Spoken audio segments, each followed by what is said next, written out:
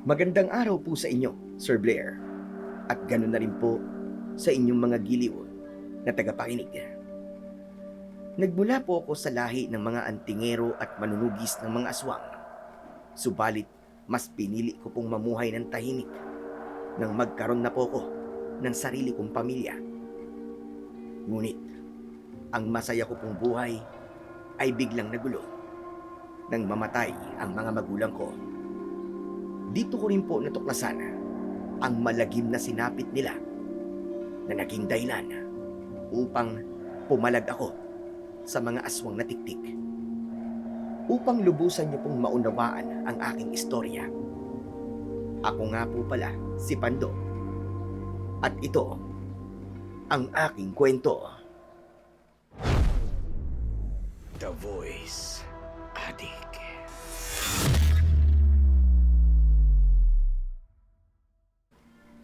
Tepan, nahanap mo na ba ang titulo ng lupa? Hindi pa nga po, Lolo Puling. Ano po gagawin natin? Humanda ka. Dahil nariyan na sila. Pinapaligiran nila ang bahay mo. Si Corazon, protektahan mo siya. Opo, nasa loob po ng silid namin si Corazon. Nasisiguro kung bala ka nilang patayin ngayong gabi para makuha ang lupang ito. Kutob ko, merong isang bagay ang nakatago sa kubong ito ni Gaston na gustong makuha ng mga tiktik. Kaya pilit nila itong aangkinin sa'yo. Kaya kahit na anong mangyari, wag mong hahayaang magtagumpay sila. Hindi po ako makakapayag na kunin nila ang lupang ito. Lalaban ako, kahit buhay ko pang maging kapalit. Tepan, nasa ibabaw na sila ng bubog. Pilit nilang binubutas to para atakihin tayo. Ako na po ang bahala sa kanila. Gamit ang itak ko, matitikman nila ang galit ko. O siya, ikaw sa bubog at dito ako sa labas. Diyos ko, Tepan, marami nang nakapasok. Gawin mo na! Opo! Corazon, magtago ka. Huwag na huwag kang lalabas sa kwarto natin kahit na anong mangyari. Walang kaalam-alam si tatay nun na merong mga aswang ang nakapasok sa silid nila ni nanay at kasalukuyang nakikipaglaban na rin ito sa mga tiktik. Mahusay makipaglaban si nanay. Pero dahil sa dami ng kanyang kalaban, wala siyang nagawa, kundi ang lumabas ng silid para humingi sana ng tulong kay tatay. Subalit sa pagbukas nito ng pinto, tumambad sa kanyang paningin ang mga nilalang na umaatake rin kina tatay at Lolo Puling. Binalot ng kilabot ang loob ng bahay namin noon nang sabay-sabay pumasok ang mga aswang na tiktik mula sa nasirang bubong at dingding. Agad nilang inatake ang aking ina na si Corazon. Pinag-agawan nila ang katawan nito at mabilis nilang winakwak ang tiyan na parabang gutom sa laman at uhaw sa sariwang dugo. Nakita ito ni tatay at sinubukan niyang lapitan ito. Ngunit marami ang humarang sa kanya na kalaban. Corazon! Ang asawa ko! Mga hayop kayo! Pinatay niyo ang asawa ko! Parang nagtatabas ng tubo nang umatake si tatay sa mga aswang na tiktik. Ngunit masyado silang marami, kaya tuluyan na siyang pinagkaguluhan ng mga aswang. Sa tulong din ng kanyang bertud ng putik, kaya nagagawa niyang mailagan ang bawat kalmot ng kalaban. Kahit subukan niyang lumapit sa nakahigang sinanay, ay hindi siya tinatantanan ng mga aswang. Walang nagawa ang ama kong si Teban dahil abala din siya sa ibang mga aswang na umaatake sa kanya. Samantalang si Lolo Puling na kaibigan niya ay lumabas ng bahay para makipagsabayan sa ibang mga nilalang gamit ang kanyang tungkod. Madilim ang paligid na halos hindi makita ng matanda ang mabilis na pagkilos ng mga aswang. Teban, tumakas na kayo! Masyado silang marami! Hindi natin sila kaya! Hindi ako alis! Pinatay nila ang asawa ko! Kaya humanda sila! Uubusin ko ang lahi nila! Nang maubos ni tatay ang mga tiktik sa loob ng bahay, lumabas ito ng kubo at tumayo sa tabi ni Lolo Puling. Mapula ang kanyang mga mata at bakas ang galit sa mukha nito habang nanginginig ang kamay na may tangan ng itak at may bahid pa ng dugo ng mga tiktik. Mga hayop kayo! Magbabayaran niyo ang ginawa niyo sa asawa ko! Agad na sumugod ang ama ko sa mga nilalang na nakatayo sa labas ng bakuran. Ngunit nang mapatay niya ang ibang tiktik, tumigil ang mga ito nang pumunta sa unahan ang kanilang pinuno. Nakakakilabot ang itsura nito dahil sa nakalaylay niyang dila na mayroong tinik na kasing tulis ng tare ng manok. Nakangisi itong tumutulo ang malapot na laway. Saka muling pumasok sa bibig nito ang kanyang dila na para bang ipinakita lang nito kung gaano siya kabangis. Handa ka na magbabatay, Teman! Kundi ka lang ng batigas na umalis sa lugar na ito. Hindi ka sana susugurin ang bukbuko. Sige mga alagad ko! Patayin sila! Sabay turo nito sa aking ama na si Teban. Bakas ang determinasyon nitong makipaglaban upang ipagtanggol ang kanyang karapatan sa lupa. Sabay-sabay na umatake ang mga tiktik at sinalubong sila ni tatay. Sa gitna sila, nagtagpo habang si Lolo Puling ay tumulong na rin.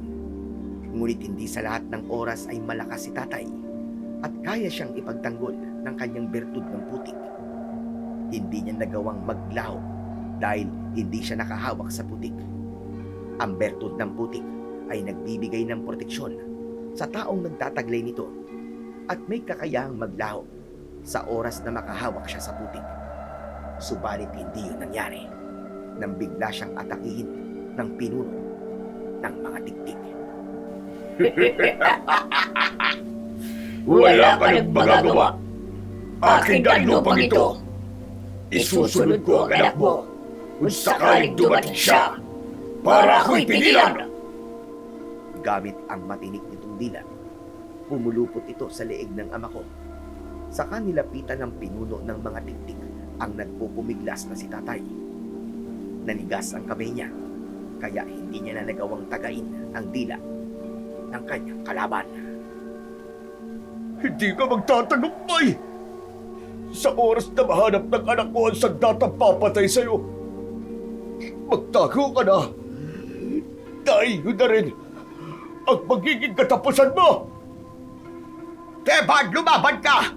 Gamitin mo ang itak mo! Putulin mo ang dila niya! Tatampuling, hindi ko maigalaw ang mga kamay ko! Pagkasabi ni tatay nun, ay tinulungan siya ni Lolo Puling. Kaya natanggal ang pagkakasakal ng dila ng pinuno ng mga tiktik sa leeg ng ama ko. Lumaban si tatay kahit may sugat siya sa leeg, pero mabilis kumilos ang kalaban. Agad nitong sinaksak ang tiyan ni tatay gamit ang kanyang matutulis na kuko. Nang bawiin nito ang kanyang kamay, dakot nito ang lamang loob ng aking ama. Sumuka ito ng dugo at napaluhod sa lupa habang pasigok-sigok. Dahil dito, tumawa ng malakas ang pinuno ng mga aswang na tiktik. Saka binalingan ang natitigilang si Lolo Puling.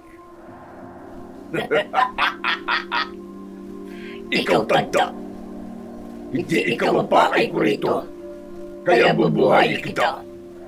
Pero sa oras na malaman ng mga taong ginawa ko, ikaw ang isusunod ko. Tandaan mo yan! Tara na mga kasama! Umalis na tayo rito at ipagdiwang natin ang ating tagumpay!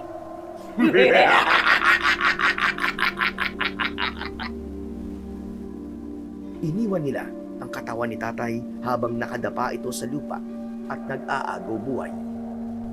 Mabilis na nilapitan ng matanda ang aking ama habang humihingi siya ng tawad. Patawarin mo ko, Teman. Patawad. Ipinapangako ko sa iyo na mabibigyan ng hustisya ang nangyari sa iyo. Kaya lumaban ka, Teman. Lumaban ka! Ang anak ko, ikaw na ang bahala sa anak ko. Tuluyang nalagutan ng hininga si tatay habang dilat ang mga mata at ang dugo nito ay nagkalat sa lupa. Walang nagawa si Lolo Puling kundi ang yakapin ang aking ama habang umiiyak. Nang mga panahong yun, nasa Batangas ako, kaya wala akong kaalam-alam sa nangyayari sa mga magulang ko. Nang matanggap ko ang balita tungkol sa kanila, agad akong bumiyahe pabalik sa baryo namin sa Sipukot. Nang mga sandaling yun, inilihim sa akin ni Lolo Puling ang totoong dahilan sa pagkamatay ni nanay at tatay. Nang dumating ako sa bahay, maraming tao at nakaburol na ang aking mga magulang. Huling lamay nila, kaya sadyang maraming tao. Pumatak kagad ang luha ko nang makita ko ang ataol nila. Para bang pinipiga ang puso ko dahil sa labis na sakit. Ang mga taong naroroon ay tumingin sa akin. Maraming taon daw ang sinayang ko. Hindi raw ako nag-alaga sa mga magulang ko. Kahit naririnig ko ang masasakit na salitang yun, mas pinili kong manahimik at yakapin ang kabaong ni nanay at tatay. Lumapit sa akin ang isang matandang lalaki na nag-asikaso sa burol ng mga magulang ko. Kung hindi ako nagkakamali, siya ay walang iba kundi si Lolo Puling. Siya lamang ang nagmalasakit sa aking ina at ama. Dahil kaibigan siya ng lolo ko na si Lolo Gaston. Ang alam ko, batay sa sulat sa akin ni Tatay Teban noon, isa itong albularyo. Lolo Puling, bakit po nakasarado ang takip ng kabaong ng mga magulang ko? Gusto ko po makita ang mukha nila. Pasensya ka na, Paddo. Sa lakas ng laso na pumasok sa kanilang katawan, hindi na naging kaaya-aya ang kanilang itsura. Kaya ipinasya ng mga tao rito na isara ang takip ng ataol nila bilang respeto sa alaala nila. Ano po bang nangyari sa kanila?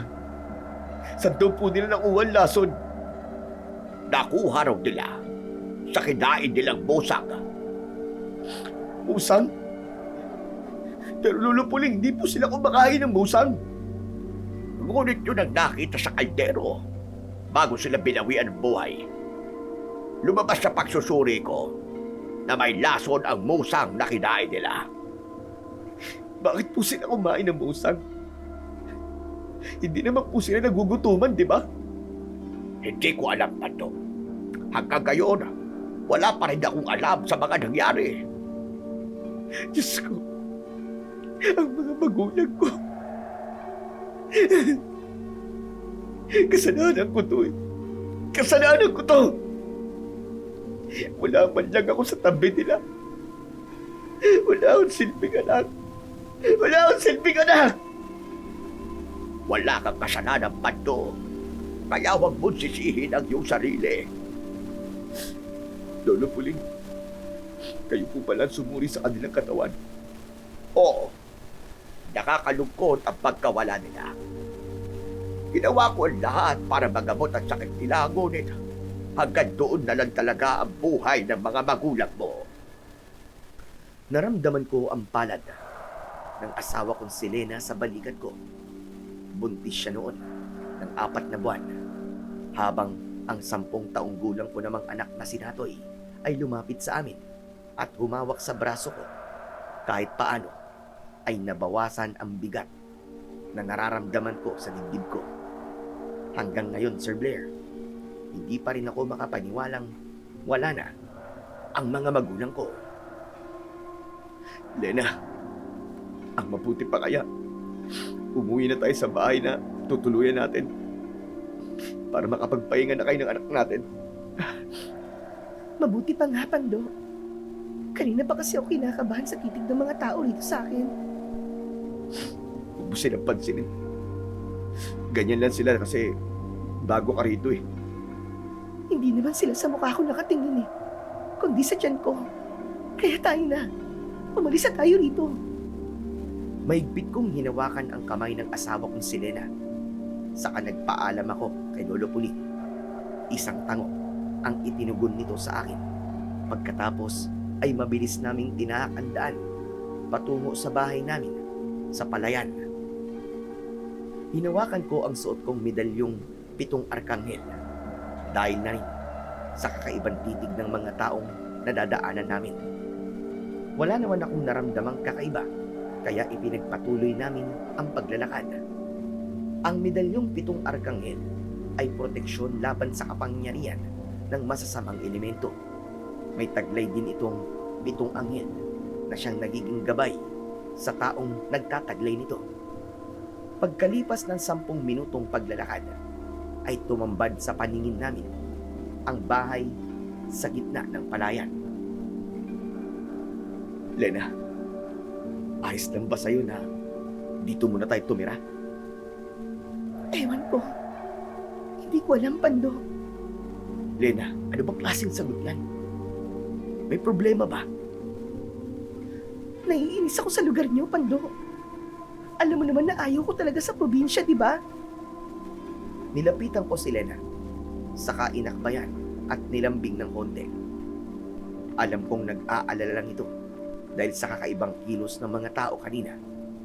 Kaya wala na itong nagawa nang alalayan ko siyang tumawid sa pilapit.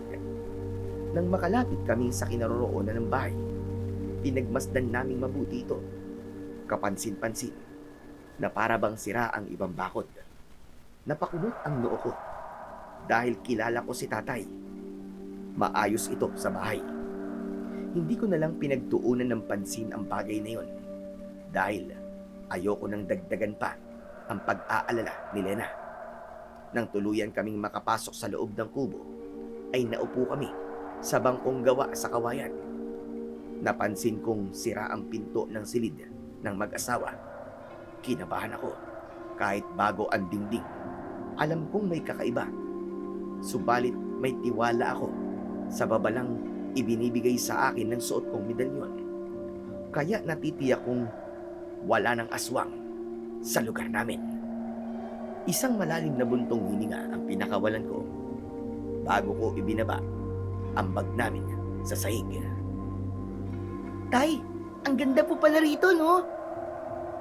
Maganda nga. Nakakakilabot naman ang kilos ng mga tao. Lena, ano ka ba?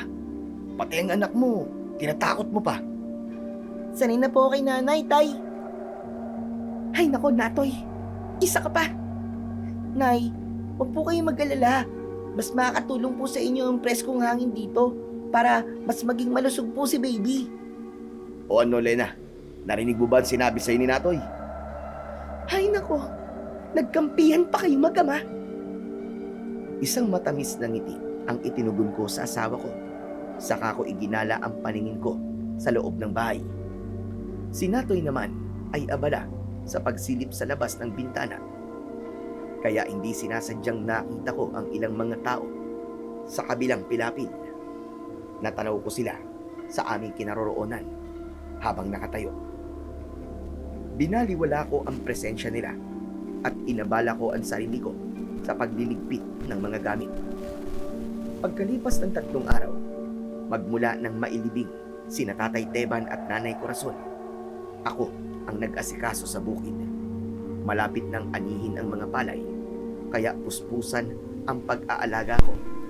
Habang nagmemeryenda ako ng suman, may dumating na mga bisita. Hindi ako maaaring magkamali. Sila rin ang mga lalaking nakita ko sa kabilang pilapit nung nakaraang araw. Nang makalapit sila sa akin, ay pinaligiran nila kami. Kaya napakunot ako ng noo. Sino kayo? Anong kailangan nyo rito? Ikaw ba ang anak ni Teban? Oo, ako nga. Bakit ba? Ganito kasi yun. Ang lupang ito ay pag-aari ko na. Dala ko ang kasulatan na nagsasabing ibinenta sa akin ni Teban ang bukid na ito, kasama ang bahay. Anong sabi mo? Ibinenta? Teka, paano nangyari yun? Para mas malinaw, basahin mo na lamang ang kasulatan namin. Pwede ko ba makita? Oo naman. Heto. Tignan mo ang papel. Bumakas ang pagtataka sa mukha ko nang makita kong may pirma nga ito ni tatay. Ayon sa kasulatan, bayad na ang lupa at nailipat na sa pangalan ni Jorge. Paano nangyari to? Nakita mo naman, di ba? Malinaw pa sa sikat ng araw ang pirma ni Teban dyan.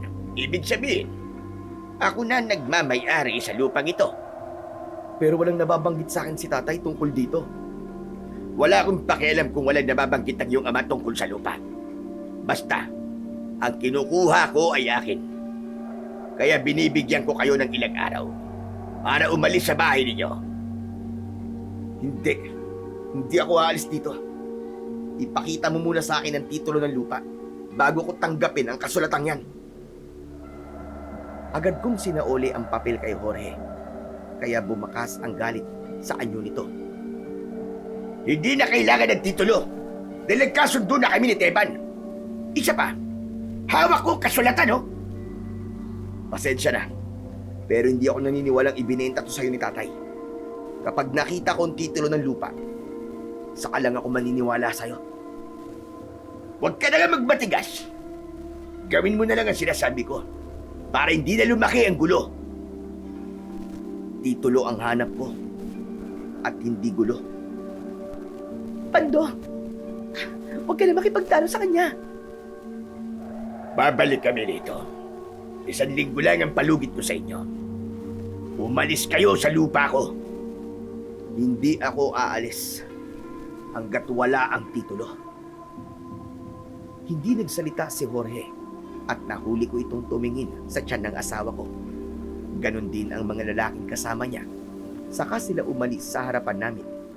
Kaya naman, napakapit sa braso ko si Lena dahil sa pag-aalala. Agad kong hinawakan ng kamay niya at hinabol namin ng tanaw ang mga papalayong mga lalaki. Si Natoy naman ay bakas ang pagtataka sa anyo habang nakatingin din sa mga ito. Pando, anong gagawin natin ngayon? Huwag kang mag-alala, Lena. Lalaban ako para sa lupa. Tama lang ang ginawa mo, Pando. Imposibleng hindi ba manggit sa iyo ng mga magulang mo tungkol sa lupa?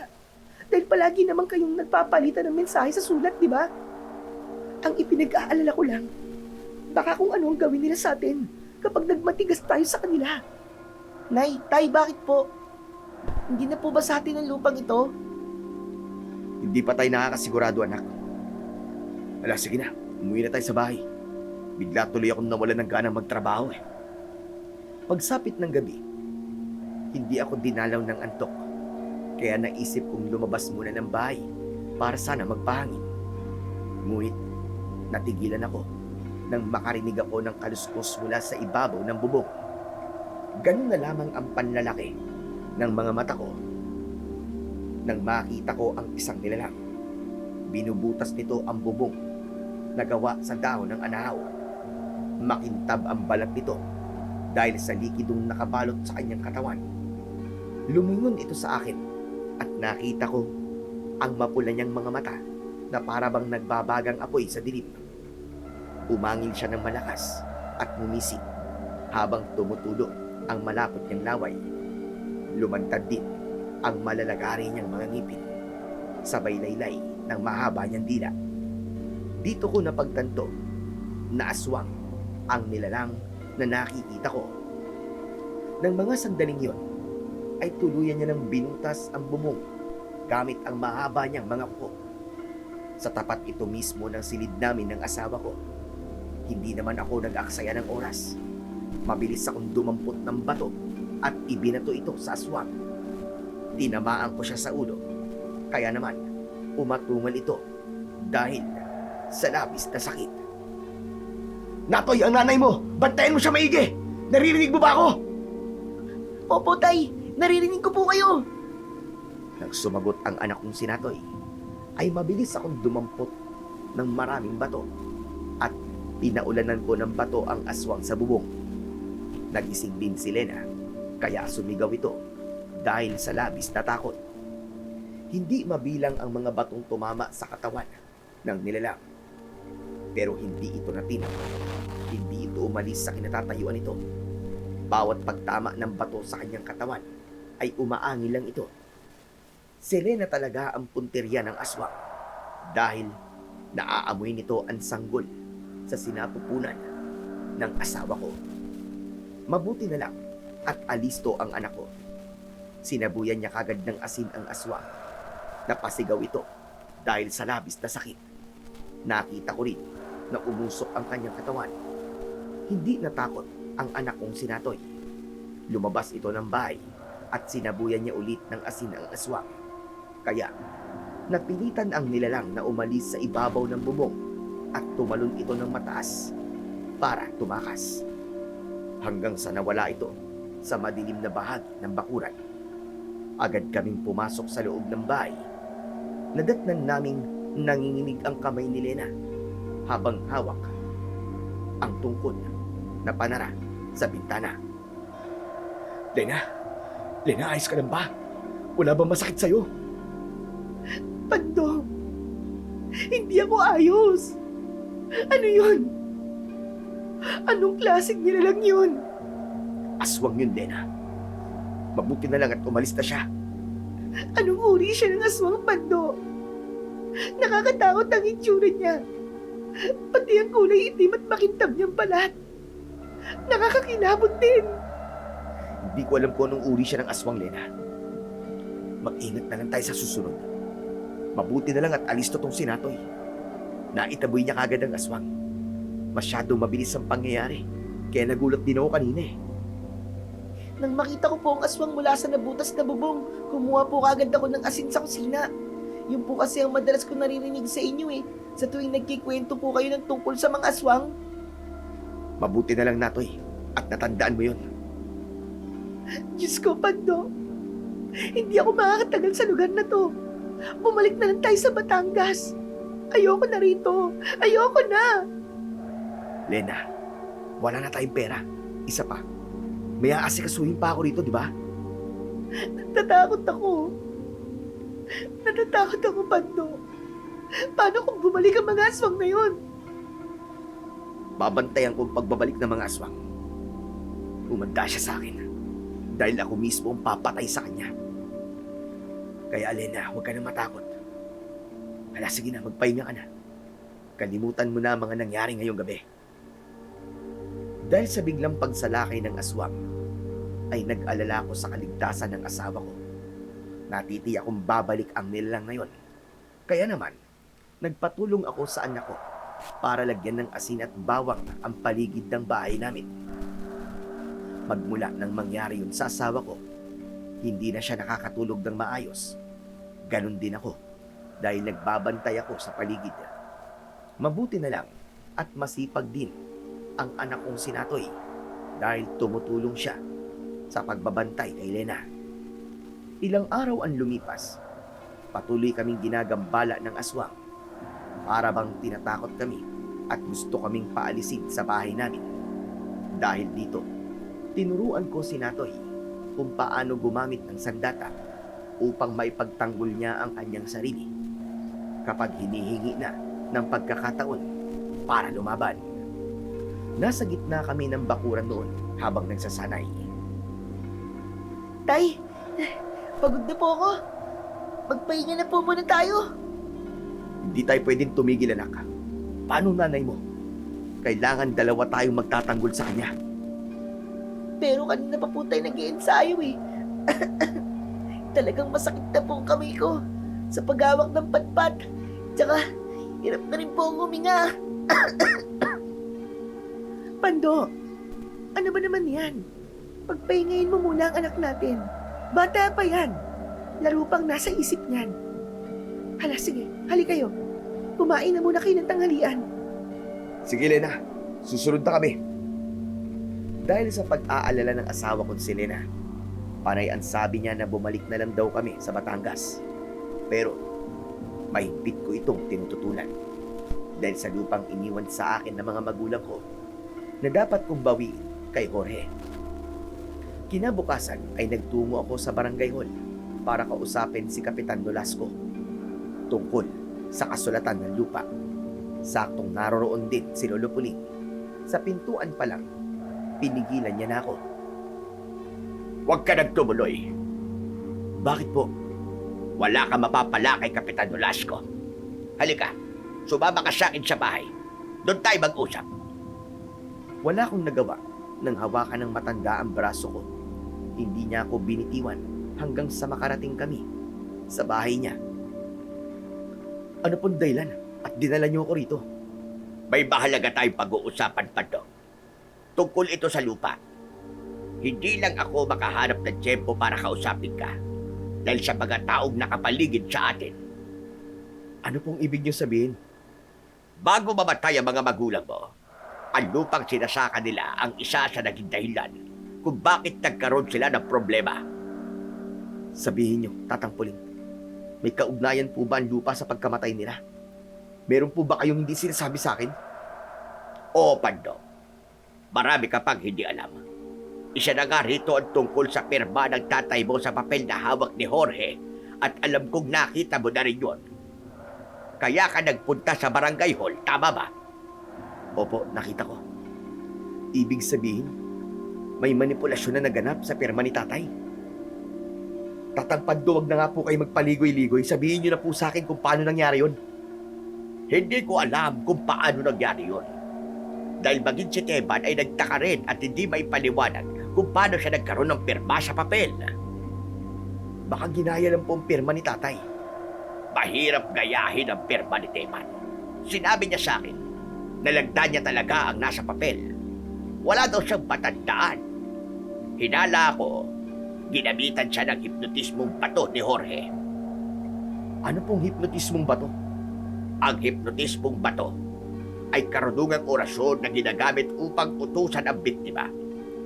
Sa oras na mahawakan itong bato, mawawala siya sa kanyang katinuan at susundin niya ang lahat ng ipinag-uutos ng taong nagbabay-ari sa bato. Paano niyo po nasabing si Jorge po ang gumawa nung kay tatay?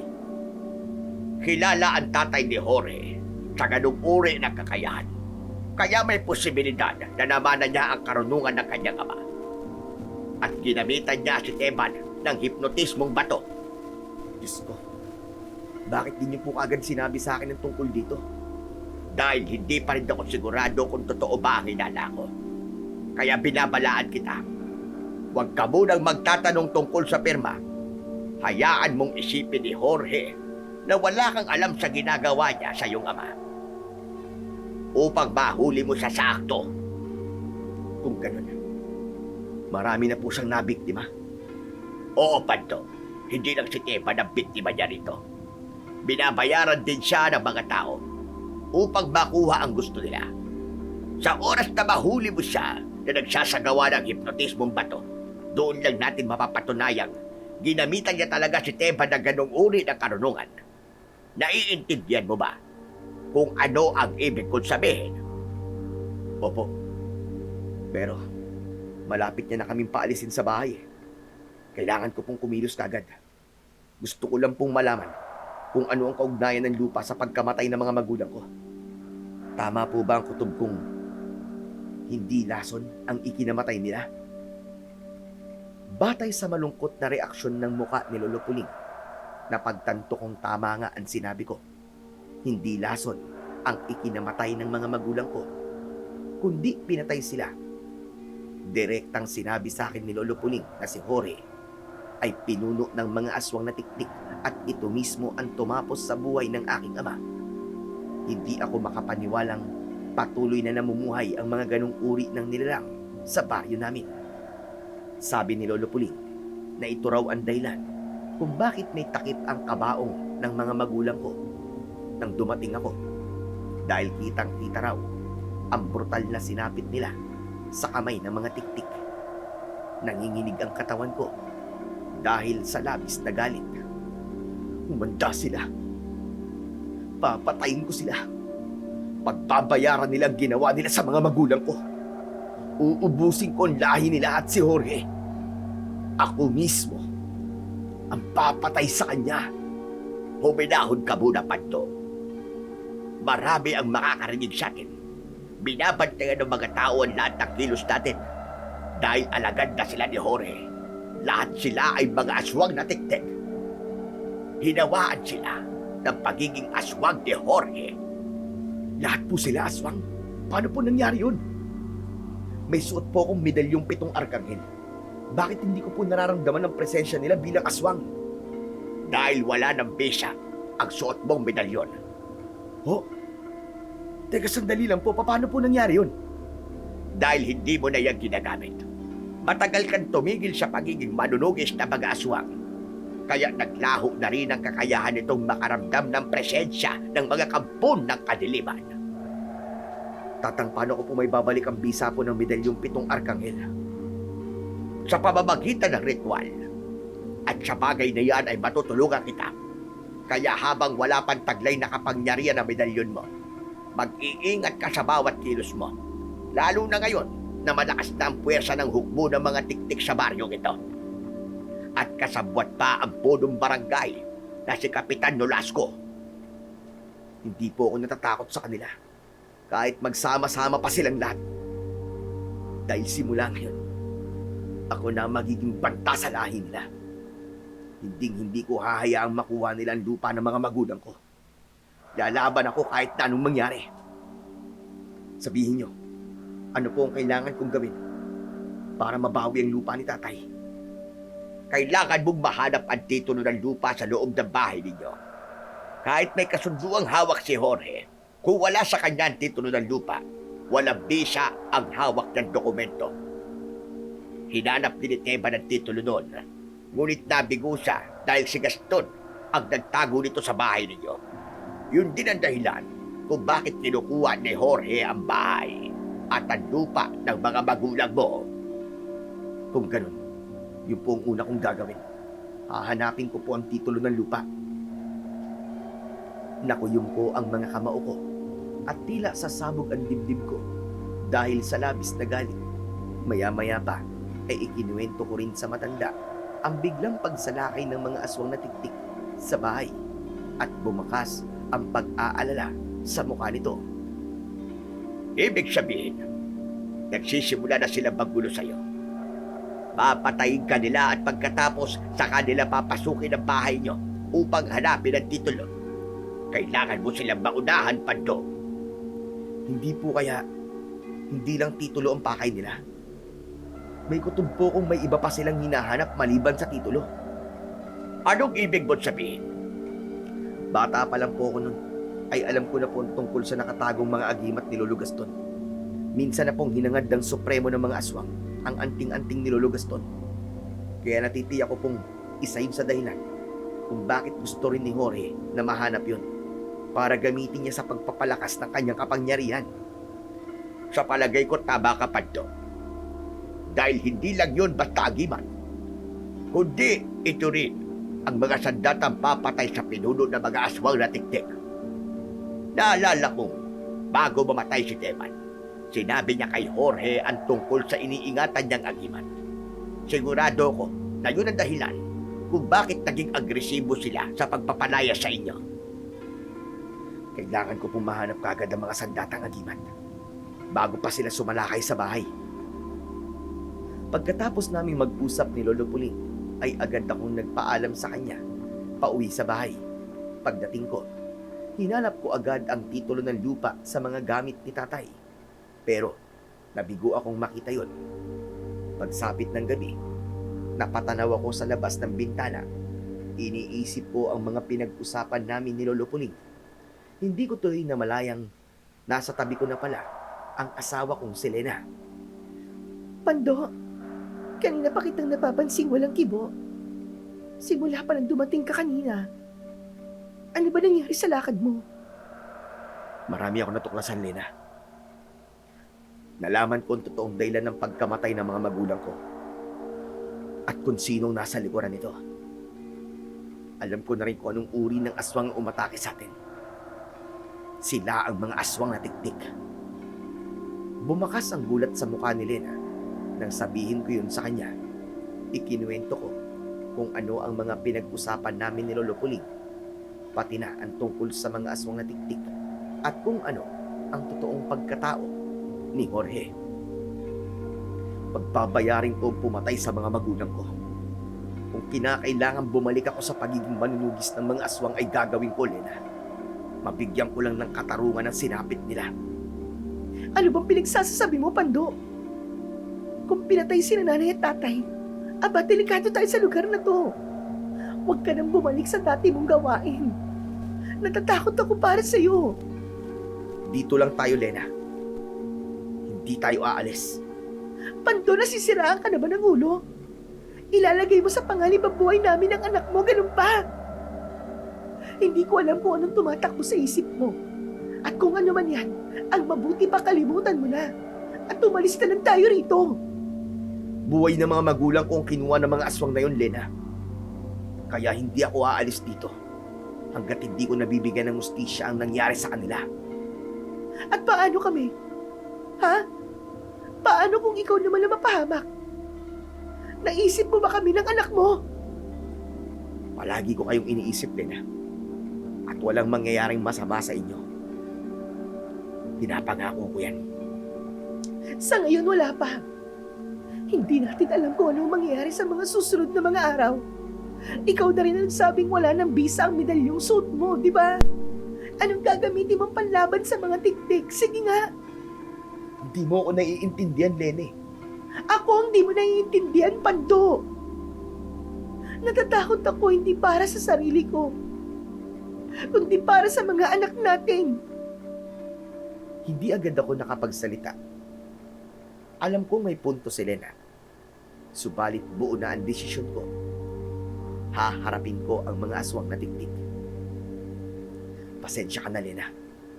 Pero hindi na magbabago ang isip ko. Kayo na lang muna ang bumalik sa Batangas para sa kaligtasan nyo. Hindi kami aalis dito. Bahala ka. Total nakapag-desisyon ka na pala. Para sa pag-uusap natin ito. Kung wala nang nakakapagpabago sa desisyon mo. Hindi na ako nakipagtalo sa asawa ko. Dahil nakita kong bumakas ang galit sa mukha niya. Isang malalim na buntong hininga ang pinakawalan ko bago ako napatanaw sa labas ng bintana.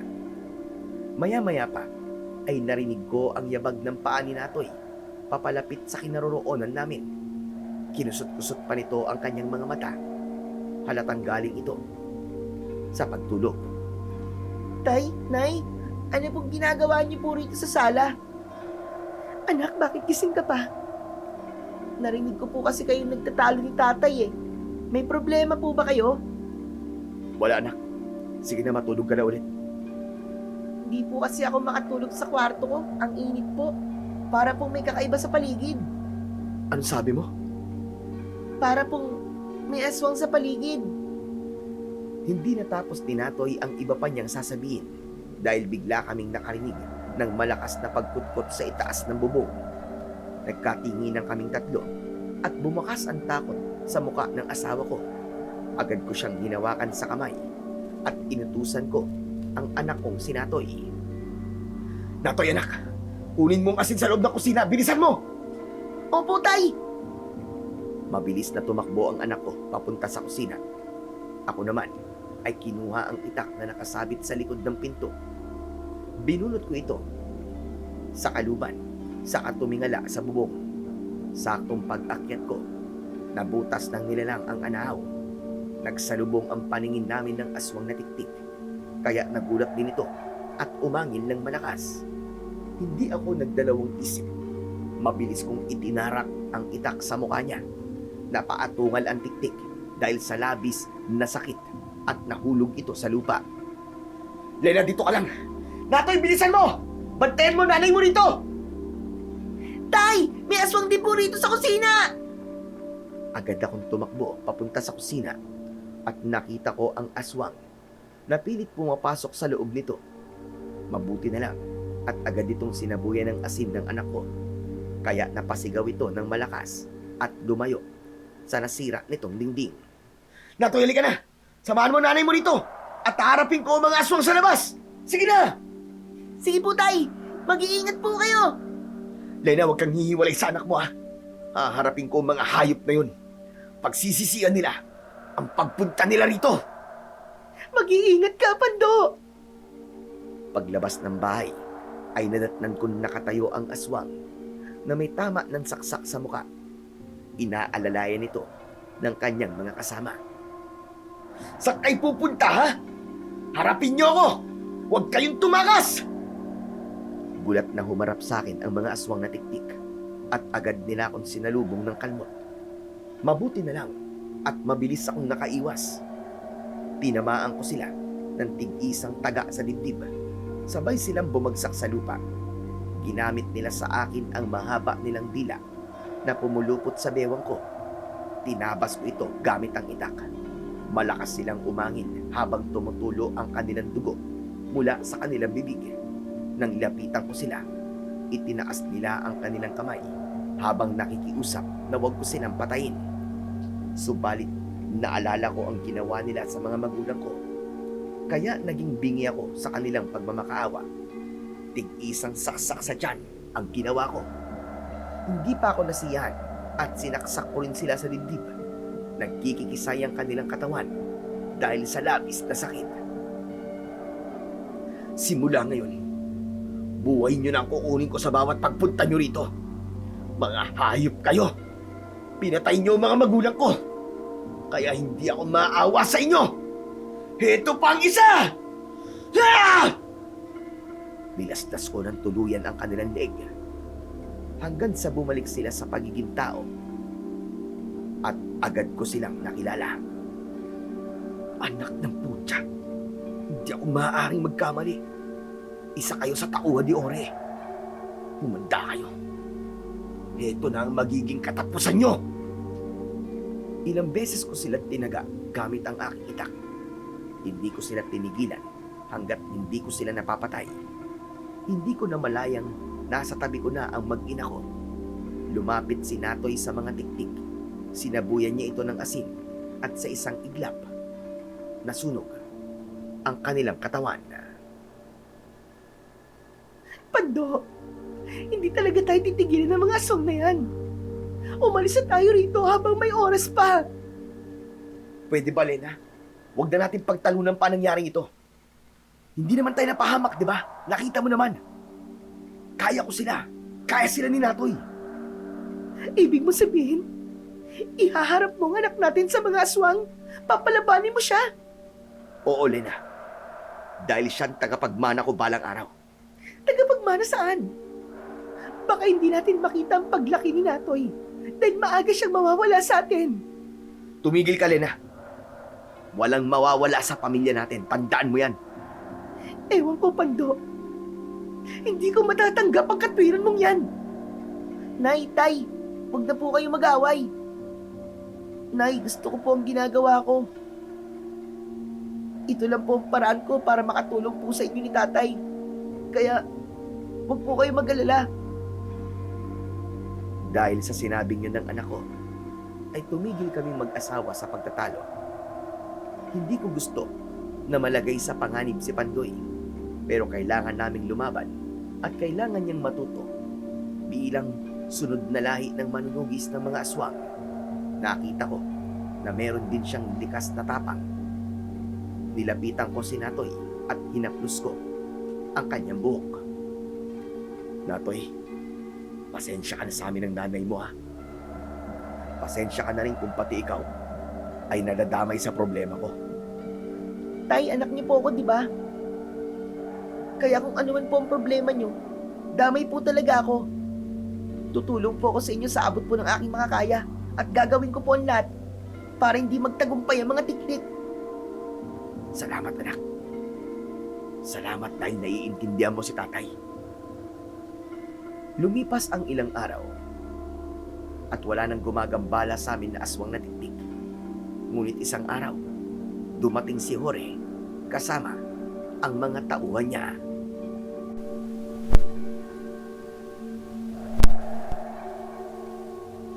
Kumusta, Pando? 2 araw na lang ang natitirang palugit ko sa inyo mag-anak. Ipinapaalala ko lang sa inyo na kailangan nyo nang umalis sa lupa ko. Lupa ko, Jorge. Wala ka ritong pag-aari. Aba, sa tono ng pananalita mo wala ka talagang balak umalis sa lupang ito, no? Oo naman, dahil ipaglalaban ko ang karapatan ko sa lupaing inaangkin mo. Hanggat wala kang naipakikitang titulo, hinding-hindi ako aalis dito. Anong sabi mo? Huwag ka na magkunwari. Alam ko ang totoong nangyari sa mga magulang ko. Hindi sila nilason, kundi pinatay sila. Kaya huwag ka na magpanggap dahil bistado na kita. Alam kong alam mo kung ano ang tinutukoy ko, hayop ka. Anong ibig mo sabihin? Hindi ko ipapaubaya sa yung lupa ni tatay. Sige na, makakaalis ka na. Habang kaya ko pang magtimpi ng galit ko. Nung isang gabi, may bumisita sa akin dito at pinatay ko sila. 2 silang aswang. Natauhan mo, hayop ka! Bumakas ang gulat sa mukha ni Jorge nang direkta kong sinabi ang tungkol sa kanyang mga tauhan. Ngunit hindi ito nagpalata at mas piniling maging kalmado sa harap ko. Abay, hindi ko alam ang sinasabi mo. Ang galing mo magkunwari ah. Bistado na kita. Akala mo siguro hindi ako papalag sa inyo, no? Alam ko na isa kang aswang, Jorge. At ikaw ang nasa likod ng pagpatay sa mga magulang ko. Aba, mabigat na paratang ang sinasabi mong yan. Baka kasuhan kita. E di kasuhan mo. Nang magkalabasan na tayo ng baho. Huwag mo kong hinahamon, Pando. Hindi kita hinahamon. Ipinapaalam ko lang sa'yo kung sino ba talaga ang kinakalaban mo. Kaya kung gusto mong makuha ang lupan to, ipakita mo ang titulo ng ama ko. Dahil ako, may hawak akong titulo. Kailangan kong magpanggap na nasa akin ang titulo ng lupa upang matinag ko ang tapang na ipinapakita sa akin ni Jorge. Mukhang gumana naman ang naisip kong plano. Ngunit si Lena, nag-alala siya, kaya humawak siya sa braso ko para pigilan ako. Natigilan lang kami nang lumabas si Natoy, dala ang Tupperware na puno ng asin. Nakita kong bumakas ang takot sa anyo ni Jorge at ng mga kasama niya. Tay, madali lang naman pong palisin ng mga bisita niyo eh. Teka.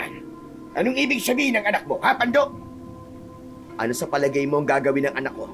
Ha, Jorge? Wisit, manang-mana sa'yo ang anak mo. Walang galang! Dahil sa sinabi nito, nagmistulang dumakot si Natoy ng asin. Kaya wala na silang nagawa, kundi ang umalis sa loob ng bakuran namin. Pagkatapos, ay lumapit sa akin si Natoy, habang nakangisi ito ng nakakaloko. Magaling ang ginawa mo, anak. Pinabilib mo ako, ah. Nakita niyo po ba ang itsura nila, Tay? Oo, anak.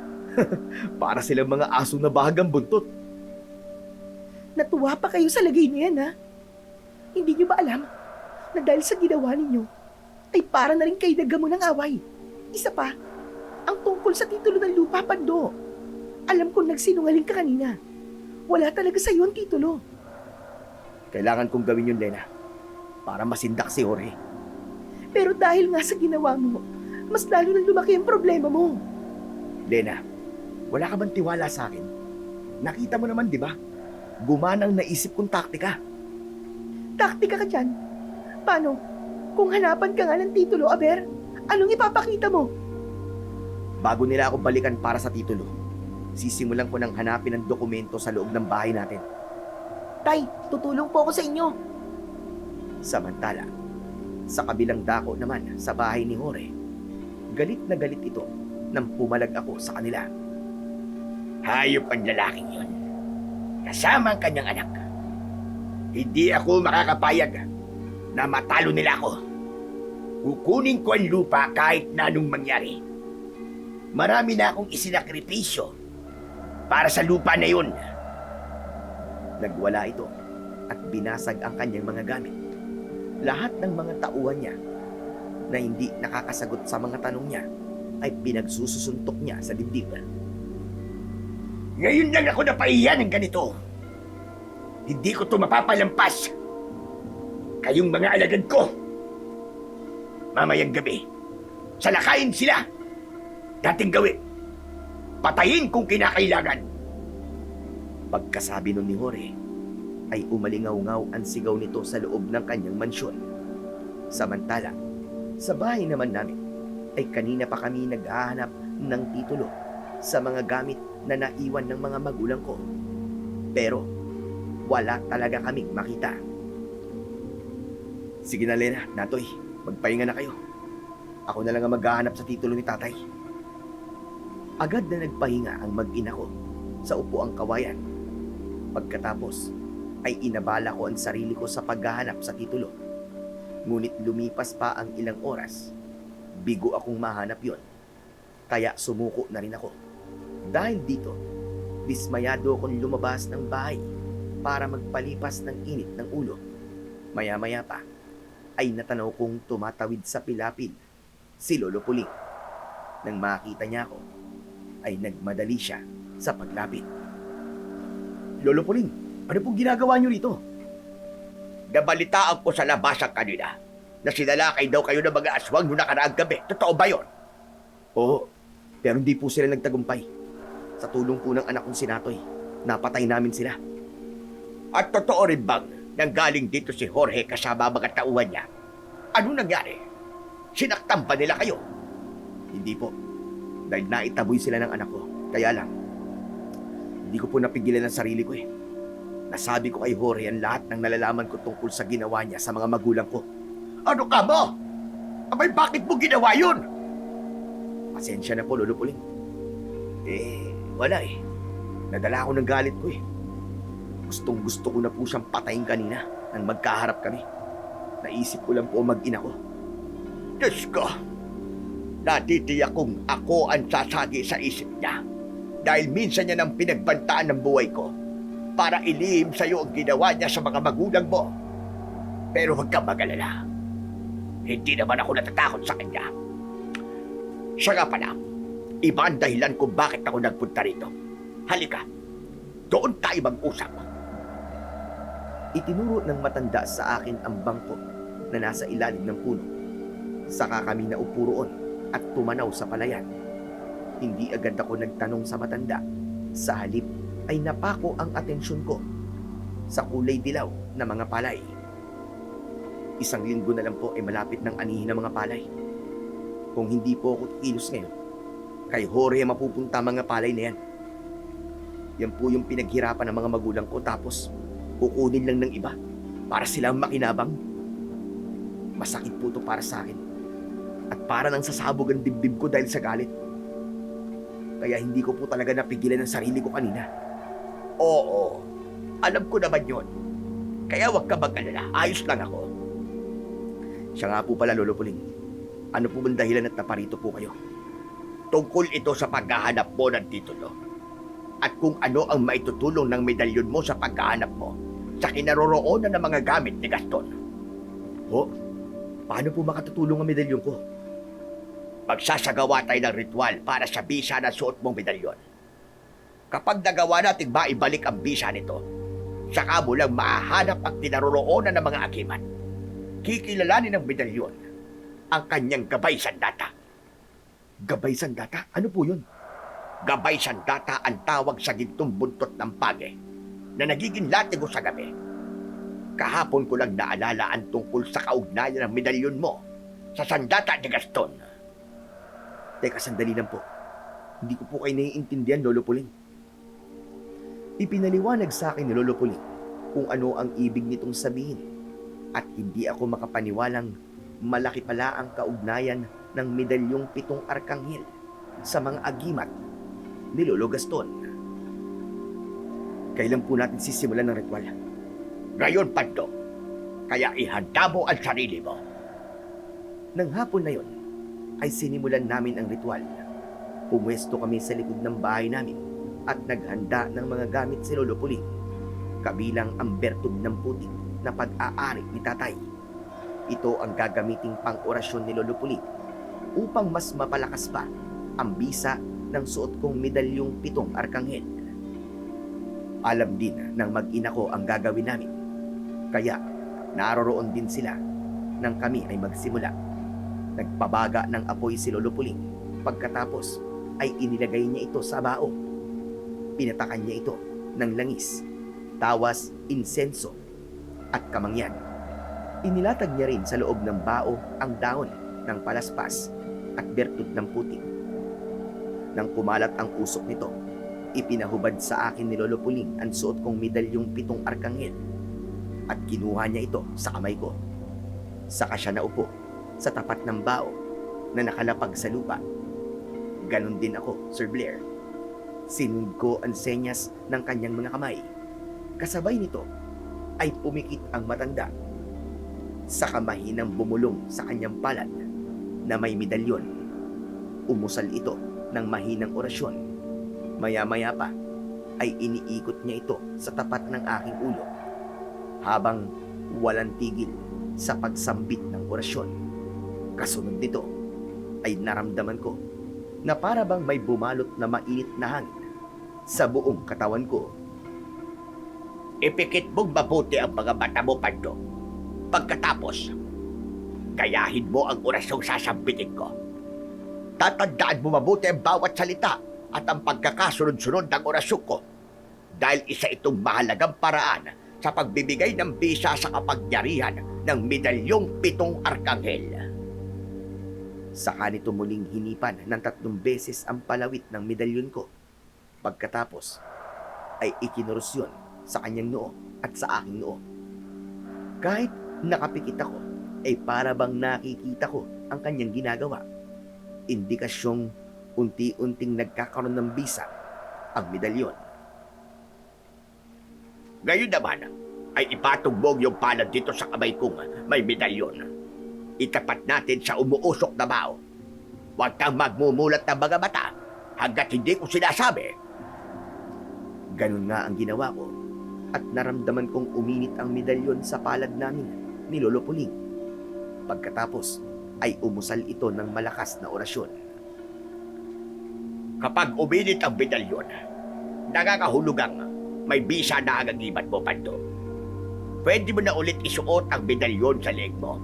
Pero tandaan mo, kailangan magsagawa ka pa rin ng ritual ng paglalapat ng orasyon tuwing sasapit ang Biyernes ng 3:00 ng madaling araw. Sige po, tatandaan ko po, Lolo Puling. Nang maisuot ko ang medalyon sa leeg ko, para bang nagkaroon ako ng kakaibang lakas sa katawan ko. Luminaw ang paningin ko at gumaan ang loob ko. Hayan, taglay mo na ngayon ang kapangyarihan ng medalyong 7 arkanghel. Hindi ka nila basta-basta mapapabagsak. Madali mo ring malalaman kapag nasa paligid mo ang aswang. Dahil mag-iinit ang medalyon mo. Kahit magpalit ng anyo ang tiktik bilang baboy, hindi sila makakapagtago sa mamalang ibibigay sa iyo ng agibat mo. Paano po ito makakatulong sa paghahanap ko sa maiwagan sandata? Mamayang gabi, gawin mo ang paglibot sa bahay mo. Kikislap ang mahiwagan sandata sa oras na mahawakan mo ang kinaroroonan nito. Ibig pong sabihin, ang liwanag ng gintong buntot ng pagi ang magtuturo sa akin kung saan po ito naroroon. Ganun ho ba? Tama ka, Pando. Minsan nang nabanggit sa akin ng iyong amang si Teban ang tungkol sa sandata. Ikaw lang daw ang makakaharap nito dahil sa suot mong medalyon. Bakit po ako? Dahil ikaw ang tagapagmana ni Gaston, hindi ang iyong ama. Kaya nga sa iyo ipinagkaloob ni Teban ang medalyon ni Gaston, ng lolo mo. Ito ang patunay kung bakit hinayaan kanyang umalis sa baryo ito upang mailayo mo sa mga aswang ang medalyong hinahangad ng pinuno ng mga tektek. Pasensya ka na kung ngayon ko lamang naalala ito. Ayos lang po. Ang mahalaga, unti-unti nang nagkakaroon ng linaw ang lahat. Ngunit tandaan mong malakas ang kalaban mo, Pando. May kakayahan siyang gumamit ng hipnotismong bato. Kaya huwag mo siyang babaliitin. Maaari kanyang magamit laban sa pamilya mo nang hindi mo nalalaman. Paano ko po malalabanan ng hipnotismong bato? Ang orasyong itinuro ko sa iyo, yun ang gagamitin mo laban sa hipnotismong bato. Napatingin ako sa gawi ng mag-ina ko nang sabihin yun ng matanda. Pagkatapos ay tumayo kaming dalawa at lumapit sa kanila. Ano pong gagawin ko para maprotektahan ko po ang asawa at anak ko? Dumukot sa bulsa ang matanda at ibinigay niya sa akin ang maliit na bote. Ayon sa kanya, may lamang langis yun na gawa sa luyang pula. Ilagay ko raw ito sa balat ng anak ko at sa tiyan ni Lena. Sa ganong paraan daw ay hindi sila kagad malalapitan ng mga aswang na tiktik. Nagpasalamat ako sa matanda, ngunit sinabi niya sa akin na tumatanaw lang daw siya ng utang na loob sa mga magulang ko at kay Lolo Gaston. Napakiusapan ko rin ito na tulungan ako sa pagharap sa mga tiktik.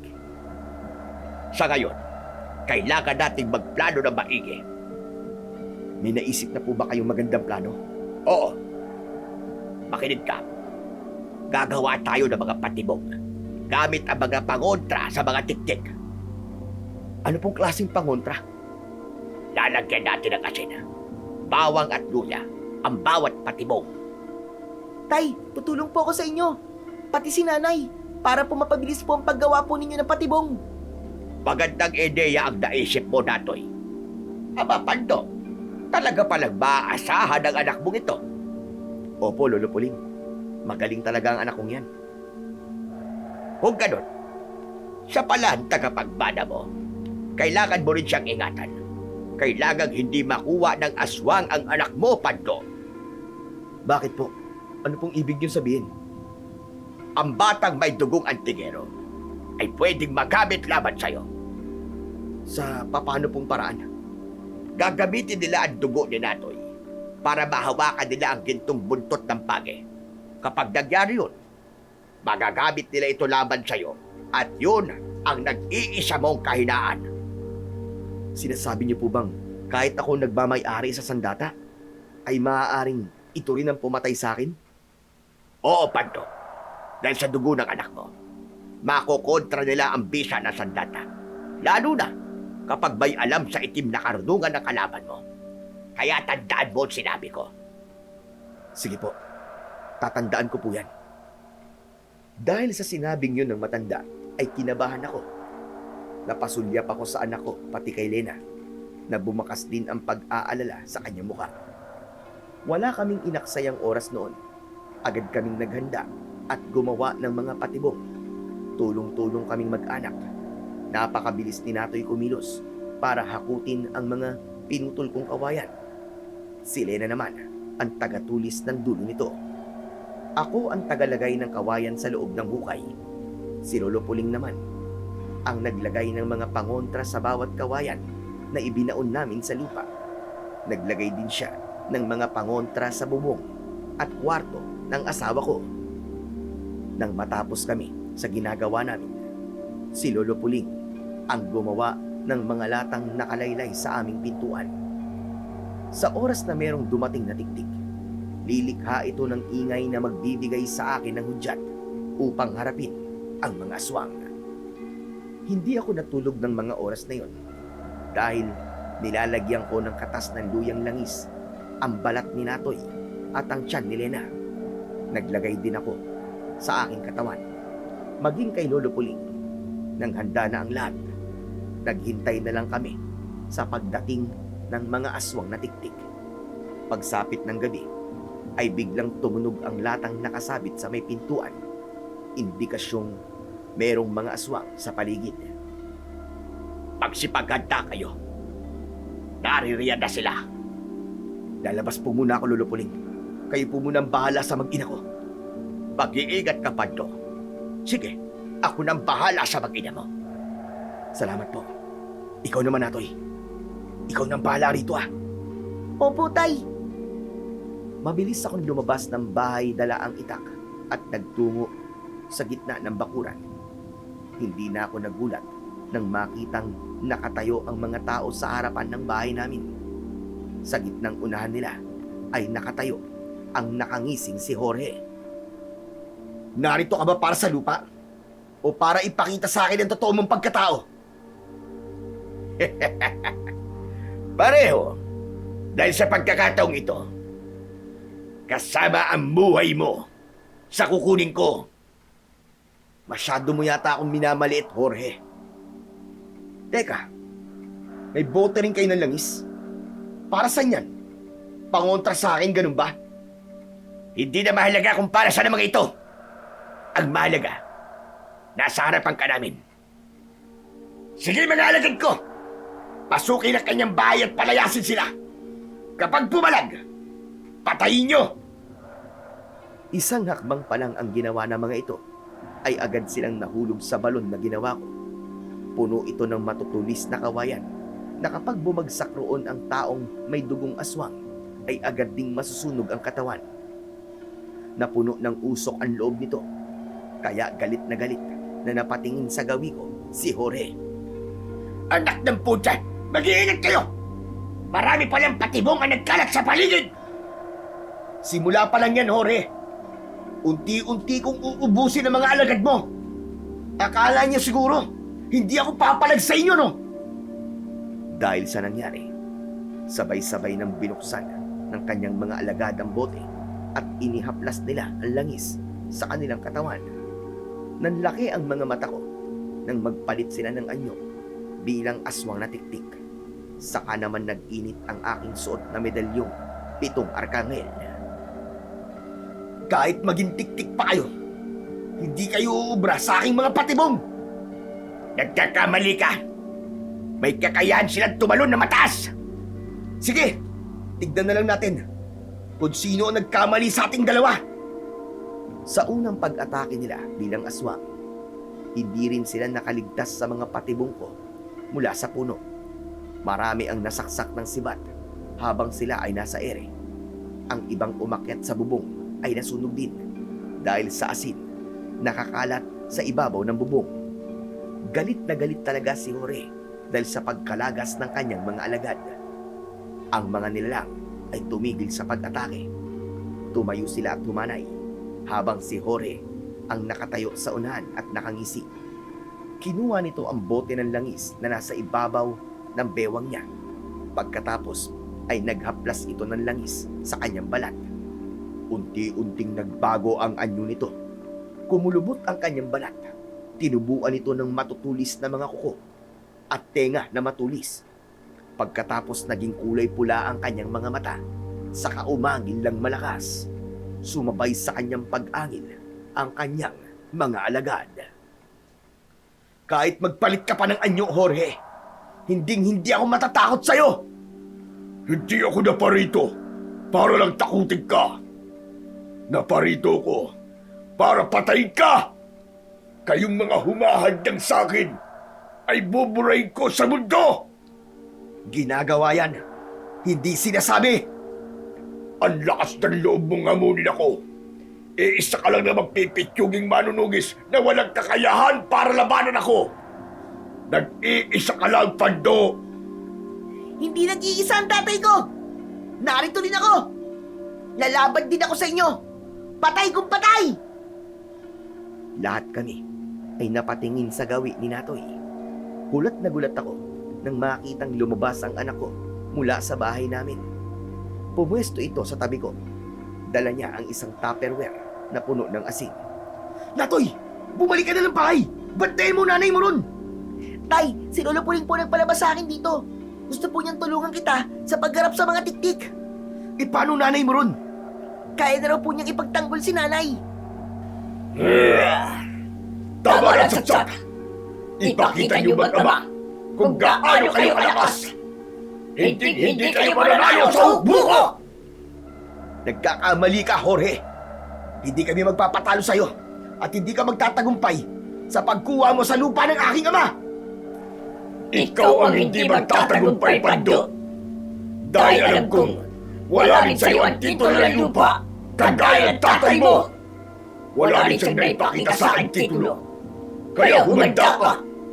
Dahil papatay na lang kita para matapos na ang paghihirap ko. Kagaya ng ginawa ko sa mga magulang mo. Hayop ka. Pagsisisihan mo ang ginawa mo sa mga magulang ko. Ako mismo ang papatay sa'yo. Tatagtarin kita ng pinong-pino. Alam ko rin kung ano ang ginawa mo. Kaya napilitan si tatay na pumirma sa papel na hawak mo. Gumamit ka ng hipnotismong bato. Kaya hindi mo pag-aari ang lupang ito.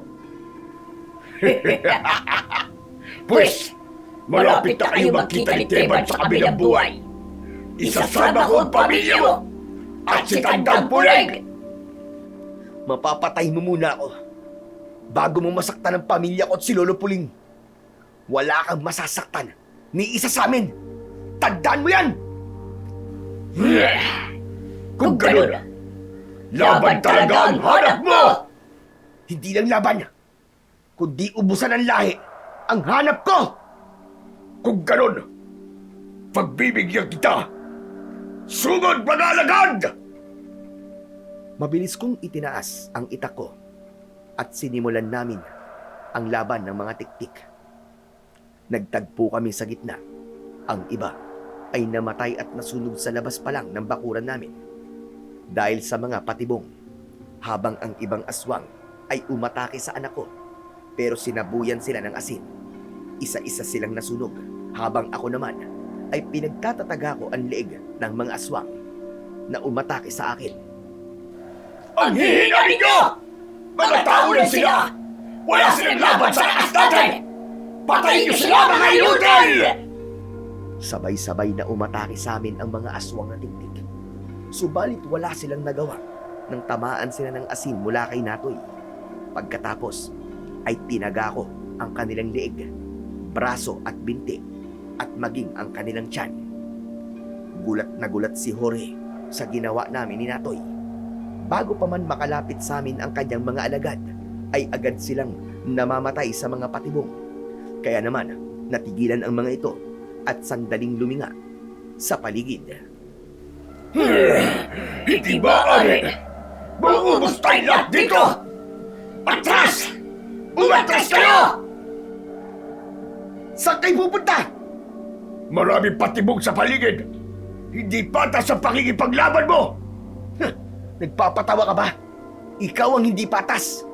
Traidor ka kung umatake. Kapag napasok namin ang bahay mo, tinitiyak ko sa'yo na magsisisi ka! Kahit lumukso kayo na mataas, hindi rin kayo makakapasok sa bahay namin. Anong sabi mo? Teka! Kung ganun, alam mo sasalakayin namin kayo! Kaya pinagandaan mo ang pagdating namin! Oo, dahil alam kong aatake talaga kayo ngayon. Kaunti lang naman ang isip ng mga aswang na tiktik eh, na kagaya mo. Halos wala na nga yata eh. Sinasabi mo bang mahina kami? Oo naman.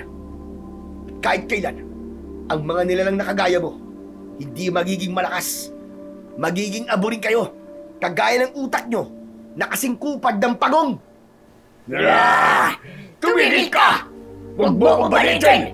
Hindi ako kasing hila ng pagod! Halos magwala ang pinuno ng mga tiktik nang sabihin ko ang bagay na yon. Dahil sa labis na galit nito, ay nakalimutan nito ang mga patibong. Kaya muntik na itong tamaan ng sibat na lumipad sa ere. Muntik na ako ron! Sige mga alagad ko! Sumurin sila! Patunayan natin na hindi tayo mahina! Sa isang senyas lang nito, ay agad na tumalon papunta sa amin ang mga tiktik. Nakipaglaban ulit kami sa mga aswang. Dahil marami-rami pa rin sila. Nakapasok ang ibang aswang sa loob ng bahay namin. Ngunit hindi sila nakaligtas kay Lolo Puling. Nasunog ang kanilang katawan mula sa asin nito. Sinasabi ko na nga ba't kasama niyo ang matandang si Puling? Natitiyak kong may inilagay kayong pangontra sa balat, kaya hindi kayo nakahawakan ng mga alagad ko! Tama ka. Kaya matakot ka na. Tay, malapit na po maubos ang asin ko. Sige lang anak. Lalaban pa rin tayo kahit wala ng asin. Nang marinig ng mga tiktik ang sinabi ni Natoy, umatake sila sa amin. Ngunit agad silang tinamaan ng asin sa katawan hanggang sa magliyab sila at maging abo. Ang dalawang nilalang na natira ay umatake kay Natoy ng kalmot. Mabuti na lang at agad kong nabuwat ang anak ko at naiiwas ko siya sa mga ito. Gumanti ako sa kanila ng taga. Sipa at suntok naman ang ginawa ni Natoy na direktang tumama sa dibdib ng mga kalaban. Tay, uubusin ko po sa kanila natitirang asin. Sige anak, gawin mo na! Isinaboy ng anak ko ang asin sa dalawang tiktik. Lahat sila ay nasunog at nagkikisay ang katawan hanggang sa maging abo sila. Pagbabayaran nyo ang ginawa nyo sa mga anak ko! Paano yan? Mag-isa ka na lang, Jorge. Kaya kung matapang ka, sumugod ka, pumasok ka rito. Babalik ako, tandaan mo yan! Pagbabayaran mo ang ginawa mo, Pando! Malalaman ng kanilang pamilya na ikaw ang pumatay sa kanilang kahayak! Hindi ako makakapayag na matayo mo ako! Hindi dito magtatapos ang laban ito! Hihintayin ko ang pagbabalik mo, Jorge! Tandaan mo ito! Babalikan kita! Kayo na anak mo! Umatras ang pinuno ng mga tiktik na si Jorge. Wala siyang kasama sa pag-alis niya dahil natalo namin ang mga alagad niya nang mawala ito sa paningin namin. Saka ko lang naramdaman ang pananakit ng katawan ko. Tay, ayos lang po ba kayo? Oo, anak. Tay, natalo po natin ang mga alagad ni Mang Jorge. Pero babalik siya, anak. Hanggat buhay pa siya, hindi tayo dapat maging kampante. Ano pong ibig niyo sabihin, Tay? Sa pagbabalik niya, tsak na mas malakas. Mas marami ang kanyang kampon. Pagkahandaan natin ang hukbo niya. Tara na sa loob. Pumasok na tayo. Mabilis kaming pumasok sa loob ng kubo. Nadatnan namin sina Lena at Lolo Puling. Bumakas ang tuwa sa anyo nila. Ngunit nawala ang kanilang ngiti nang makitang seryoso ko. Buhay pa si Jorge. Nag-aalala ako sa muling pagbabalik niya. Diyos ko, kailan ba niya tayo titigilan? Hindi siya titigil hanggat hindi niya nakukuha ang ninanais niya. Natitiyak kong gaganti siya. Kailangan ko pong mahanap ang sandata upang maging handa ko sa muli nilang pag-atake. Dahil sa pag-aalala ko, lumapit sa akin ang mag-ina ko at niyakap ako ng mahigpit. Si Lolo Puling naman, pagkatapos magpaalam ay umalis na rin ito at nangakong babalik para tulungan akong gumawa ng mga patibong. Pando, natatakot ako. Paano kung sa sunod nilang pag-atake ay magtagumpay na sila? Hindi mangyayari yun, Lena. Lalaban ako kahit na anong mangyari hanggang sa huling hininga ko. Hanggat hindi mo nahahanap ang sandata mo, Pando, hindi mawawala ang pag-aalala ko. Huwag ka mag-alala, Lena. Hindi ko kayo pababayaan. Patawarin mo rin ako kung nadamay ka sa problema ko. Oo, Pando. Kasama mo kami ng anak mo sa labang ito. Tatagan mo ang loob mo, Lena. Magtiwala ka sa amin ng anak mo. May awa ang Panginoon Diyos. Hindi na nagsalita si Lena at yumakap siya sa amin ng mahigpit. Kinabukasan ay naghanda kami ng panibagong patibong. Higit na mas marami ang ginawa ko dahil nasisigurado kong mas maraming aswang ang sasalakay sa amin mamayang gabi. Nang matapos ako sa ginagawa ko, pumasok ako sa loob ng sala. Bigla akong nahilo, kaya't napahawak ako sa haliging kawayan na nasa gitna ng saig. Kasunod nito, ang paglitaw ng kumikislap na liwanag mula sa loob ng haligi. Natigilan ako at kinabahan. Hindi ko inaalis ang paningin ko sa haligi. Bahagya pa akong nagulat nang magsalita si Natoy sa tabi ko. Tay, nagliliwanag po ang haligi, oh. Hindi po kaya nandiyan po ang sandatang hinahanap niyo ni Lolo Puling? Napatingin ako sa mukha ng anak ko dahil maaaring tama ang sinabi niya. Anak, tulungan mo ako. Hawakan mo tong haligi. Bubutasin ko. Hinugot ko ang itak sa bewang ko. Saka ko to binutas. Nang mabiyak ko ang haliging kawayan, tumambad sa paningin ko ang bumagsak na nakabilog na papel. Baston at gintong buntot ng page. Lahat ay nagkalat sa sahig. Dahil sa tuwa ng anak ko, dinampot niya kagad ang gintong buntot ng page. Pero napaso ang kamay niya. Kaya nabitiwan niya ito at napaatras siya ng hakbang. Anak, ano nangyari sa'yo? Tay, napaso po ako sa gintong buntot ng pagi. Ano? Patingin nga ako ng kamay mo. Diyos ko, namula nga. Pero tay, bakit po ako napaso? Baka nagpapahawak lang ito sa taong nagtataglay ng medalyong 7 arkanghel. Susubukan kong hawakan ng sandata para malaman ko kung totoo ang naiisip ko. Nilapitan ko ang gintong buntot ng pagi. Saka ko ito dinampot sa sahig. Tay, nahawakan niyo nga po! Wala rin ako nararamdamang init, anak. Teka, ano ba itong nakabilog na papel? Mabilis kong dinampot ang papel at binasa ang nakasulat sa loob. Diyos ko! Sa wakas, nakita ko na ang titulo ng lupa!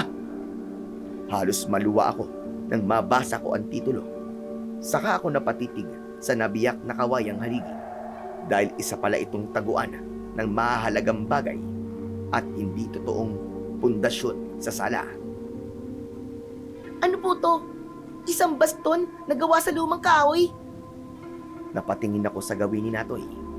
Ganun na lamang ang gulat namin nang lumiwanag din ang baston nang hawakan ito ng anak ko. Anak, tungkod nilulugas to ng hawak mo.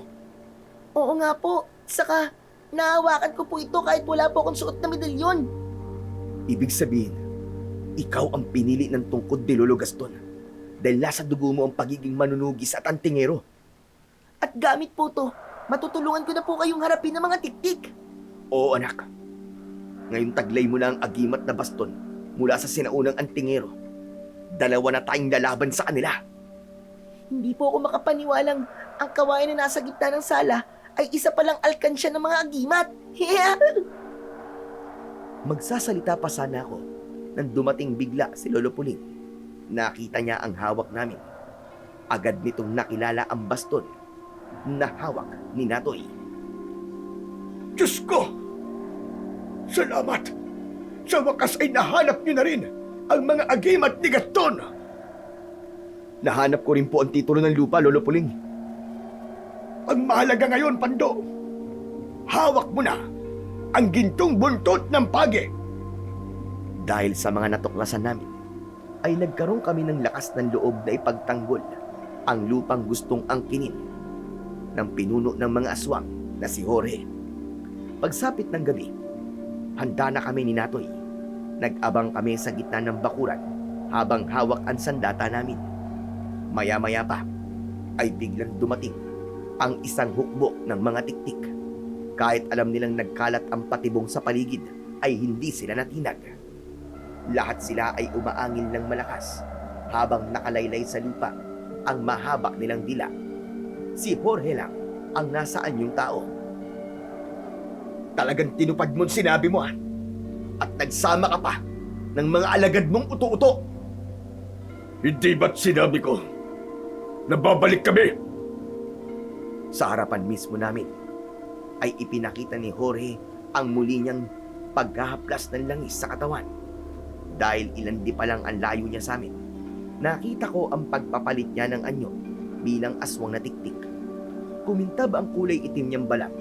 Pagkatapos, tinubuan siya ng mahahaba at matulis na mga tenga. Lumitaw din ang malalagari niyang mga ngipin at ang pangil niya lumabas sa bibig niya na umabot hanggang sa baba niya. Ang kanyang dila, ipinakita niya na halos kasing haba ng 2 dipa. May mga tinik din ang kanyang dila. Kakaiba siya sa lahat ng mga aswang na tiktik. Patunay na siya nga ang pinuno ng mga ito. Pagkatapos ay umangil ito ng malakas, kasunod ng pagpula ng kanyang mga mata.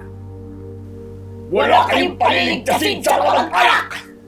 Patayin ang lahat ng makikita niyong tao sa loob at labas ng bakuran niya!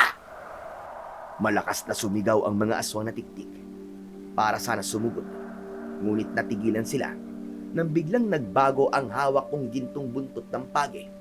Naging latigo ito na mayroong kumikislap na liwanag na para bang ilaw ng alitaptap. Ganon din ang baston ni Natoy, kasabay ng pag-iinit ng suot kong medalyong 7 arkanghel. Nagdalawang isip ang mga tiktik dahil sa aming mga sandata. O ano? Nagulat ba kayo? Dahil taglay namin ang baston at latigo! Hindi maaari! Nakuha niyo na ang mga sandatang matagal ko nang hinahanap! Hindi lang itong nakuha namin, Jorge. Nahanap ko na rin ang titulo ng lupa ni tatay. Ikaw, nasaan ang titulo mo? Para masabi mong ikaw ang bagong nagmamay-ari sa lupang ito. Wala na akong pakialam sa lupa mo! Dahil nakita ko na ang mga agimat!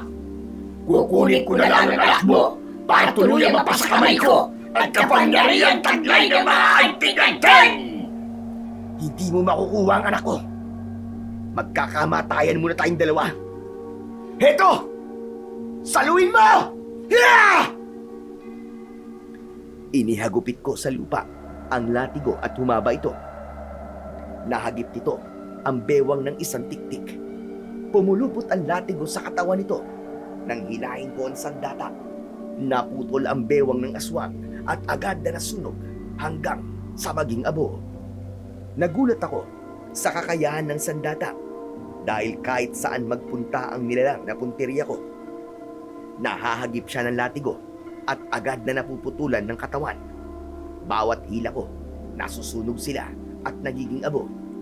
Lumitaw rin sa latigo ang malangipin na lagari na kasing talas ng tare ng manok. Kaya konting lapat lang nito sa katawan ng mga aswang ay agad silang nahahati at nasusunog. Napaatras ang mga kalaban, lalo na nang ipakita ng anak kong sinatoy ang kakayahan ng kanyang baston. Bawat tamaan ng baston ng anak ko ay nadudurog ang buto na para bang dinaanan nito ng pison. Nakita ni Jorge ang kakayahan namin, kaya mas lalo itong nagwala dahil sa labis na galit. Lumaban kayo! Akala ko ba ay kaya niyo sila?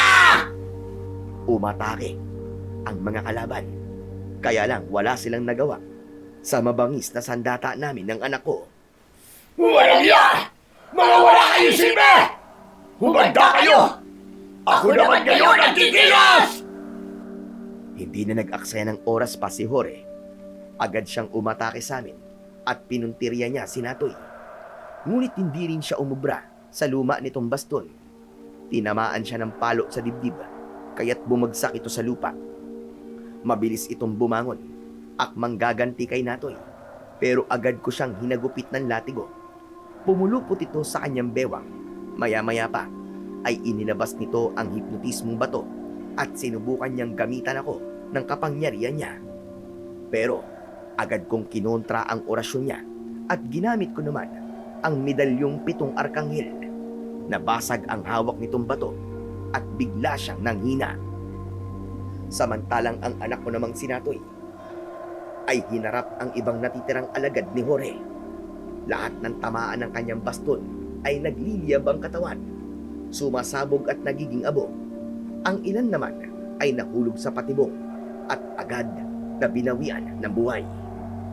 Habang nanghihina si Jorge, inatake ko ang iba niyang alagad na tumalon ng mataas para atakihin ako at pumasok sa loob ng bahay namin. Bawat hila ko sa latigo ay agad ko silang napupugutan ng ulo. Hindi makapaniwala si Jorge na merong ganung kakayan ang aming mga sandata. Nagliyab ang aking latigo, kasunod ng pagliwanag ng suot kong medalyong 7 arkanghel. Maging ang medalyon mo ay may bisa na rin! Walang iya! Ang lolo puling na yun ang tumulong sa'yo para ibalik ang bisa ng medalyon! Oh, mabuti naman at alam mo. Kaya humanda ka, Jorge. Dahil ito mismo ang gagamitin kong parusang nararapat para sa'yo. Sumugod ako kay Jorge at inatake ko siya ng latigo na mabilis niyang nailagan. Gumanti siya sa akin gamit ang kanyang dila. Pumulupot yun sa aking bewang, ngunit pinalo ito ng baston ng anak ko. Bitiwan mo ang tatay ko! 2 palo ang ginawa ng anak ko at naputol ang dila ng tiktik na si Jorge. Sa muling pag-atake nito gamit ang matulis na kuko, sinalubong ko siya ng hagupit ng latigo. Direkta itong tumama sa kanyang dibdib. Umusok ang kanyang sugat, pero nang magpalit siya ng anyo bilang baboy ramo, nawala ang kanyang sugat. Isa ito sa kakayahan ng mga aswang na tiktik. Tay, naging baboy mo siya! Masyado po siya malakas! Lumayo ka, anak! Ako nang bahala sa kanya. Tulungan mo na si Lolo Puling. Sigurado may pumasok na mga tiktik sa loob ng bahay natin. Sige po, Tay! Mag-iingat po kayo! Sinalubong ko ang baboy ramong si Jorge habang panay ang hagupit ko sa kanya ng latigo. Ngunit mabilis siyang nakakaiwas. Tila nag-iingat na siya. Gumanti siya sa akin ng kagat na tumama sa balikat ko. Pero hindi tumalab ito dahil sa proteksyon ng medalyong 7 arkanghel. Sa pag-ikot ko at muling paghagupit sa kanya ng latigo, tinamaan ko siya sa kanyang leeg at pumulupot ito. Nagwala ito dahil sa sakit, kaya nakakaladkad niya ako sa lupa. Masyado siyang malakas, pero hindi ako bibitaw sa latigo ko. Ito ang gagamitin ko para makasampa ako sa likod niya. Dahil mas malakas siya, tumalon ako ng mataas papunta sa kanya at sinuntok ko ang kanyang likod. Umatungal siya dahil sa labis na sakit. Nang matanggal ko ang pagkakapulupot ng latigo sa kanyang leeg, 2 hagupit ang tumama sa kanyang likod. Umusok ang kanyang katawan at pasadsad siyang bumagsak sa lupa. Dito na ako nagkaroon ng pagkakataon para patayin siya. Lumabas na rin ang anak kong si Natoy mula sa bahay, kasama sina Lena at Lolo Puling. Pinagtulungan naming hampasin ang kalaban gamit ang aming sandata. Binuhusan din ito ni Lolo Puling ng asin. Si Lena naman, ipinainom niya sa pinuno ng mga aswang na si Jorge ang natirang langis sa kanyang bote. Umusok ang bibig ni Jorge hanggang sa bumalik ito sa pagiging tao. Tuluyang nagliyab ang kanyang katawan at naging abo. Ang mga natitira namang alagad ni Jorge nahulog sa mga patibong at nangamatay. Nang magtagumpay kami laban sa isang hukbo ng mga tiktik, bumalik sa dating katahimikan ang baryo ng Sipukot. May natirang mga aswang, ngunit mabait sila at hindi nagpasakop sa kasamaan ni Jorge. Nagpasalamat pa nga sila sa amin dahil hinayaan namin silang mabuhay. Nangako ang mga tao, kasama si Kapitan Nolasco, na hayop lang ang kakainin nila at pananagutan nila kapag may namatay ng dahil sa mga aswang na tiktik. Iba talaga gumawa ng tulong ang Panginoong Diyos. Wala tayong kaalam-alam na meron palang tumulong sa atin na mga aswang. No, ganoon naman po, di ba? Kapag tumulong, wag nang ipaalam. Dahil ang Diyos po ang nakakakita sa kanilang ginagawa. Di po ba? Oo, Natoy. Tama ka. Sa wakas, matatahimik na ang baryo. Salamat sa Diyos. At nagtagumpay ka, Pando. Nagtagumpay tayong lahat. Tama ka, Lena. Tayong lahat ang nagtagumpay dito. Sa ngayon po, ay tahimik na kaming namumuhay sa baryo ng Sipukot. Bilang magsasaka, ay itinaguyod ko ang pamilya ko at inilagaan ko ang lupang naiwan sa akin ng mga magulang ko. Si Natoy naman, siya na ngayon ang nag-iingat sa mga agimat. Tuluyang kaming nanirahan sa lugar na yon, habang si Lolo Puling naman ay madalas na buwibisita sa amin. Napatunayan ko na ang pagkakaisa ay matibay talagang sandata laban sa mga aswang at ang pananampalataya sa Diyos ay matibay na palanggalang laban sa mga kampon ng kadiliman. Gaano man kalakas ang puwersa ng kasamaan, hinding-hindi ito mananalo laban sa puwersa ng liwanag. Bago ko nga po pala tapusin ang aking istorya, nais ko lamang magpasalamat sa inyo, Sir Blair, sa walang sawa ninyong pag-upload sa inyong YouTube channel ng mga magagandang istorya, nakapupulutan ng aral at inspirasyon. Hindi lamang sa kababalaghan, katatakutan, kundi maging sa mga aral ng buhay na dapat nating matutunan. Muli, ako nga po ulit si Pando, at ito na po ang katapusan ng aking kwento. Hanggang sa muli po sa inyong lahat.